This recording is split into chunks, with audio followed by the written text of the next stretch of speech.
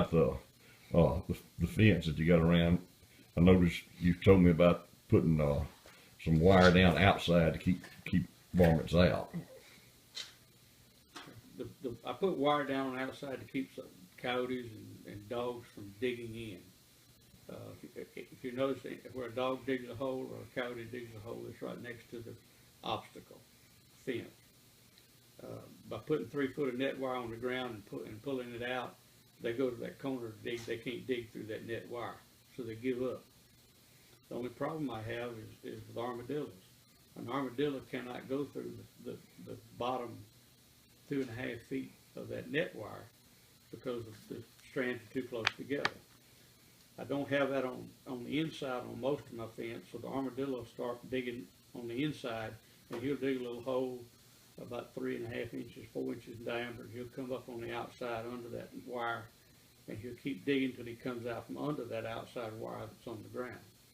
That then leaves a hole for a coyote to get his nose in and start scratching to come in. Well, we ride the fence periodically and cover up those holes with rip-rap rocks to stop that. We don't have a lot of dig in of coyotes. In your deer population, you've got just the natural deer that were here when you fenced it. I've never put anything in. When I closed the gates in 1999, I closed them the night before bow season. We built the fence. I was running 20 electric turkey feeders putting out corn at 8 o'clock at night. It was a very dry year, and I had the 5 water ponds for cattle when I used to have cattle here. So deer were coming in to feed and deer were coming in to water. I went around at 2 o'clock in the morning with my electric golf cart and shut and locked all the gates. So I locked in a huge herd of deer. And then for the first 8 or 10 years, we wound up taking anywhere from 100 to 140 deer per year just to maintain the population. I can tell you today that this year's fawn crop, we have identified in excess of 100 button bucks. That's just this year.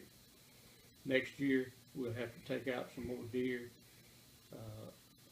We'll take out some 1.5-year-old does to create room for those button bucks.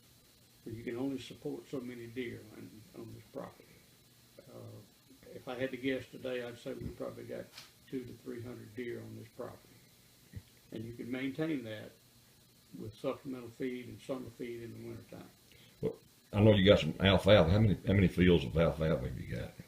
I had 8 fields of alfalfa. This summer was so wet that I lost 4 of the fields on heavy clay dirt. Alfalfa doesn't like heavy clay dirt. It likes well-drained dirt. On the fields that I still have, I've got some alfalfa that's 4 years old. The deer love it. They'll walk across shell corn. They'll walk across ladino clover to get to that alfalfa. I've got some places that I would plant back in alfalfa that are sandy places, sandy, well-drained. There's no research much done on planting alfalfa for wildlife, so all I've had to do is trial and error. And what about your rut? We have selectively harvested deer over the last 7 years, and we have actually moved the rut to where most of our rut occurs in the month of December. We still have some in late January. Last year, all of the rut occurred in December. We had very little rut in January. The year before, it was half in December and half in January. The way you do that is by harvesting the late drop fawns, harvesting the late drop does. As an example, hope there's not a game warden listening because this is fact. When gun season comes in, if a doe comes in the field with spotted fawns, she hits the ground and the spotted fawns hits the ground. She's a late drop, she'll always be a late drop. Those spotted fawns are late. They'll always be later maturing than the other deer that are dropped early. They may not even breed when they're 1.5 years old because they're still not true 1.5 years old. They may be 2.5 years old before they breed. But by time harvesting that late drop deer, we've eliminated most of our late drop deer to where we've got early drop deer.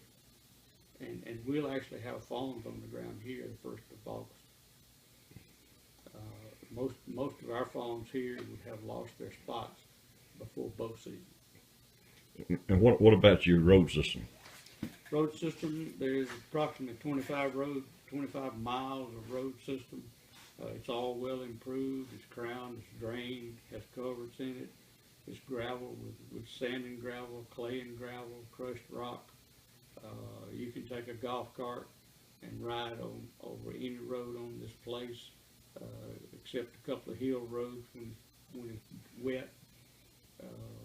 If you put a pair of Chevron tires on it like we run on the rear of our golf cart, you can ride on any place on this farm on any of that 27 miles in any kind of weather. We don't hunt with any vehicle except electric golf carts. No motorized vehicle leaves this barn during duck season, during gun season, or bow season. They leave here in an electric vehicle that's quiet. They leave it there where they hunt, and they come back in that electric vehicle. We have to go get it. I've got a little trailer that fits behind an electric golf cart. 2 of my golf carts I've converted and put 11-horse motors on them instead of 2.5.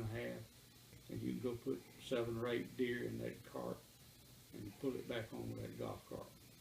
No noise. Give an example of how much noise affects the deer, especially inside this enclosure. In this barn, we're 1.5 miles from the farthest point on this farm.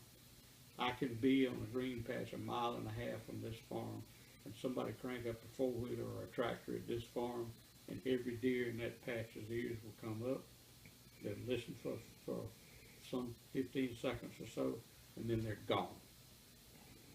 But they quickly learn to associate that sound with people, and it's gone. They don't do that with electric because electric doesn't make any noise. Now, during the rest of the year, we do use motorized vehicles and tractors, plowing, planting, filling up feeders, but we don't in deer season.